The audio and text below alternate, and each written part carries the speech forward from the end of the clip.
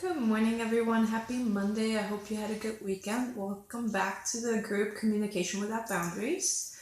Today, I wanted to start the day off with a little bit of a discussion. I was trying to think about it over the weekends, like, how did I get started using signing time with my son? He's about to turn 5, so that was quite a while ago. What were my frustrations? What were my reasons for starting? Why did I choose signing time over all the other approaches that are out there? So I was trying to think back, what place was I in when I decided I needed to try this program? I needed to try to go that route because I was out of options. So my challenge to you this week is I want you to really think about where you are right now, why you chose to join this group, what's your motivation behind learning signs to communicate with your child. And in order to do that, I think we need to put ourselves in the place of our children. So I'd like to challenge you by taking, preferably if you have an hour today, to sit down and really just join your child. What I mean by that is I want you to put all the distractions aside. No multitasking, no teaching, no therapy approach, nothing. Put all the medical diagnosis aside and any limitations that you think might come with that. Put all the comparison to developmental milestones aside. I want you to forget about all of that today. And I want you to take the time to really just observe your child, sit down with them, and play. Sounds simple, I know. Usually easier said than done because our mind tends to kind of wonder. As special needs parents, we have a tendency to compare our child to other kids the same age and see what they might be falling behind on, what we need to feel like we catch up on immediately right now.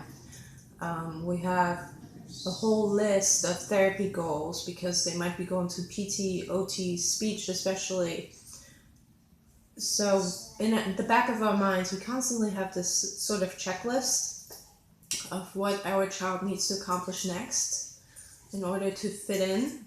I want you to put that aside for a minute though, because it puts a lot of pressure on ourselves and our kids, and we sometimes lose track of that child that's right in front of us.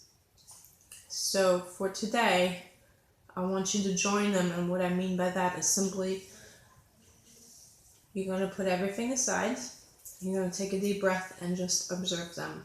Observe them for a few minutes. What are they doing right this minute? What are they playing with? And then I want you to walk over to them. Don't say anything. Just sit down and start joining them in whatever it is they're playing with.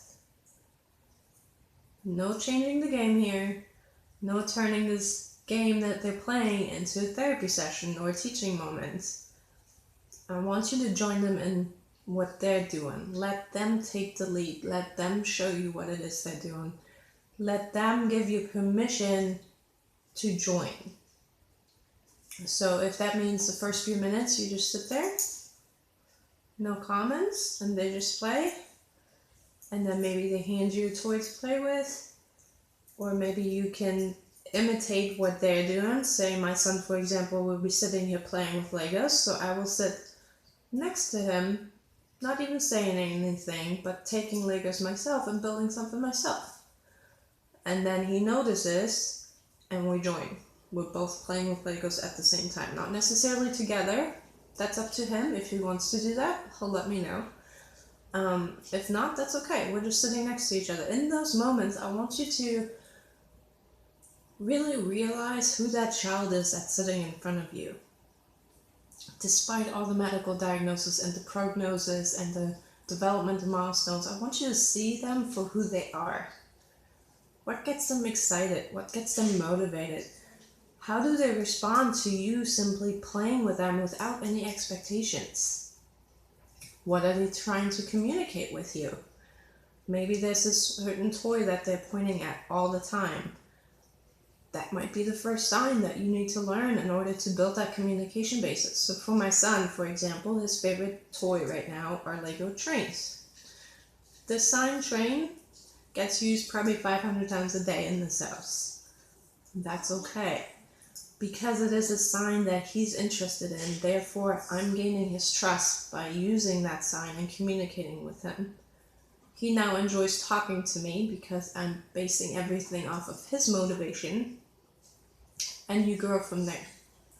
So for today's challenge, I want you to really take that hour, be present in the moment, play with your kids, see them for who they are without any expectations, and give me a list of 5 things that either really motivate them, or is it just simply 5 strengths that your child has? Write the list in the comments, and I look forward to hearing from you.